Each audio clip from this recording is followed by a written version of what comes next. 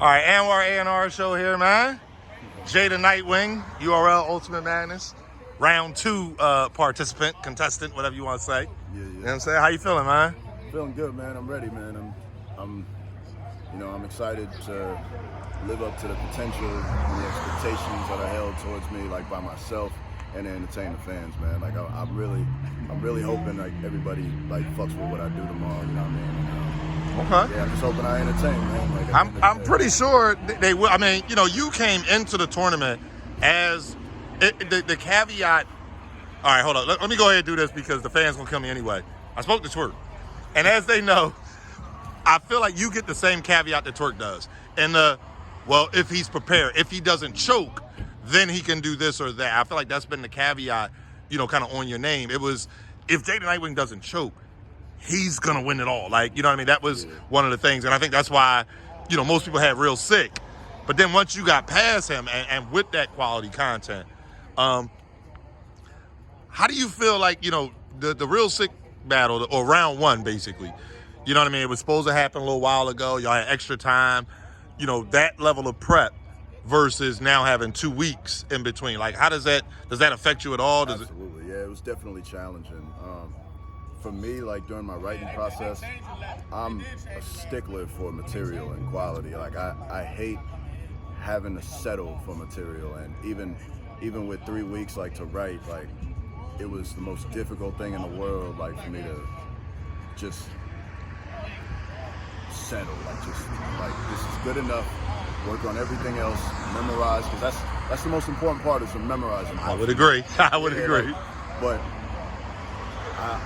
my plan was to just take 5 days to write, but I couldn't do it. Like I ended up only finishing my whole writing process last Saturday, where I just decided I'm not touching anything else. Like I've written 5 rounds for Castro. Oh wow.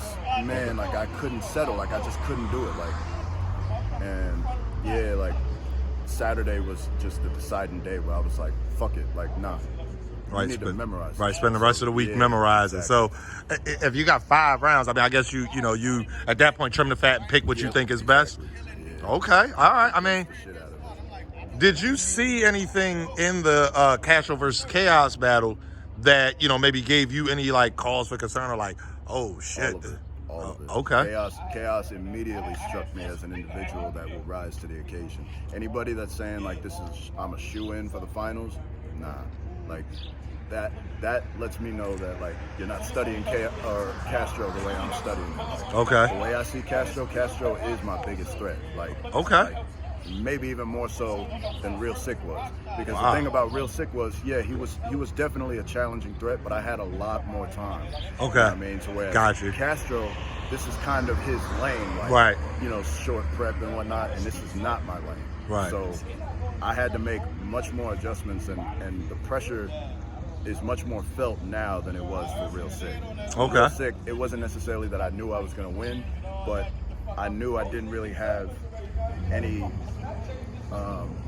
excuse to lose per se, like other than he was just better than me. Right. You know what I mean? Like, and even still, I think when we saw y'all at the face-offs, the original face-offs that were done in Philly, we were talking, and I think both of y'all said like, whoever wins the battle, the other person still didn't lose. Like you guys, Real Sick was still firing, and y'all battle was the first one of the tournament and went to the fan vote. Like the judges were split. Like that battle was that close. I mean, one of the best battles of the tournament. My own personal opinion. Yeah. I'm definitely proud of that battle. Yeah. With this battle with Castro, I'm hoping it lives up to, if not surpasses, that quality of the battle. Like I'm really hoping, like, because I personally feel like this performance that I'm bringing tomorrow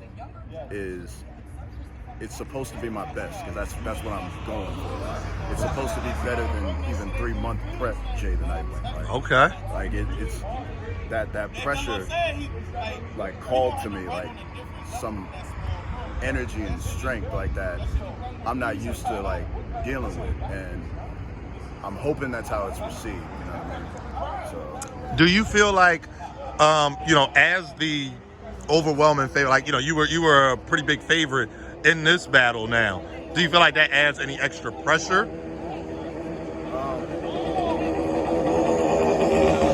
Hold on, let me just show them.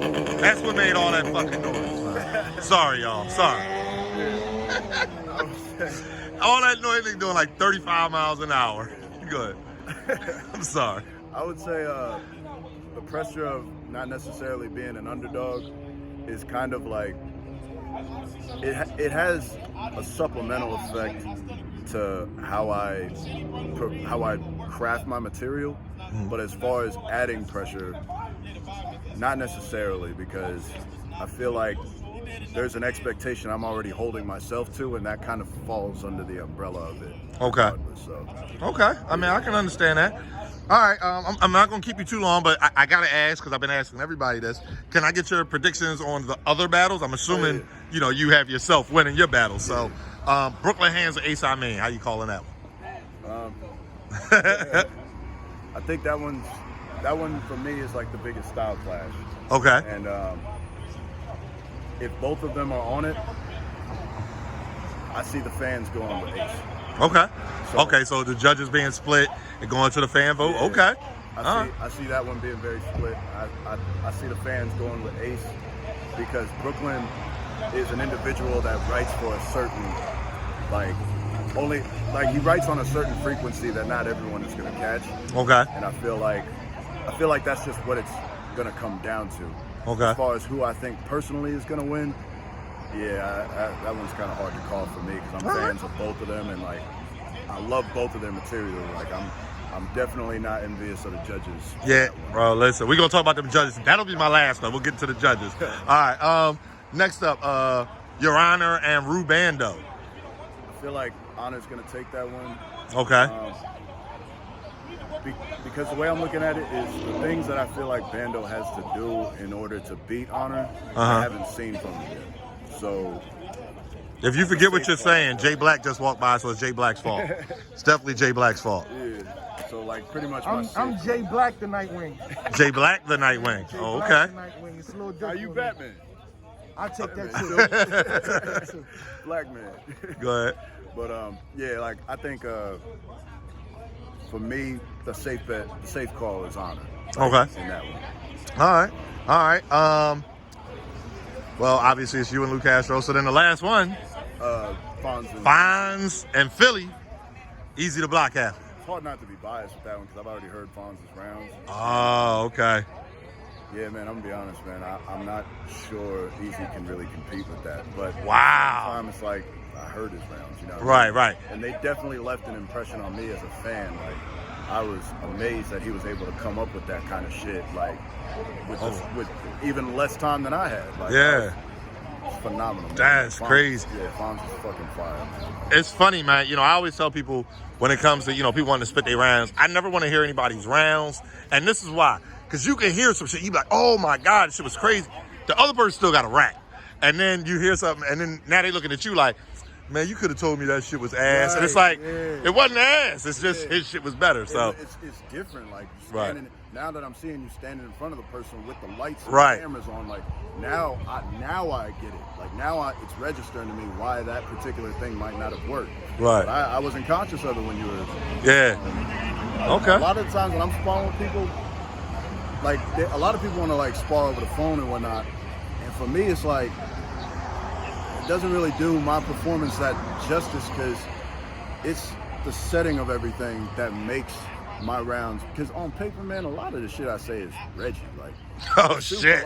It's like what I said to Don when I was like, I don't give a fuck if you was in your bag, nigga, you going in this one. That shit Reggie as fuck on paper. Like, like what the fuck? I get it. Yeah, performance and delivery matter. Yeah, but being in his home in Miami, like being there and talking like the way I was talking, that's what made it all. Right. So, like, a lot of times I just choose to, like, either spar in person or just kind of just practice on do your own thing. I got you. All right, so my last question, just the judges, how you feel about it so far? I mean, you've advanced to round 2, so just how do you feel like how their job? You know what I mean? How you feel about it?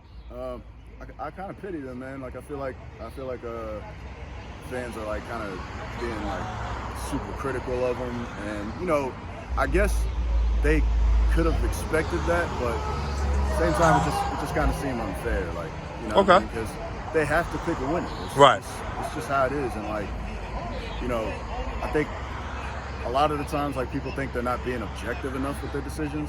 It's like, come on, man. Like, we all human. Like, we like what we like. Right. It is what it is. Like, and a part that, is missing is, the judges, they have 2 minutes. So they're watching it live. They have to review whatever notes they took and then make a decision and stand on it. So, I mean, I agree with you, man. There's no way. Personally, I feel like it's my responsibility as a battler to make the battle not that close.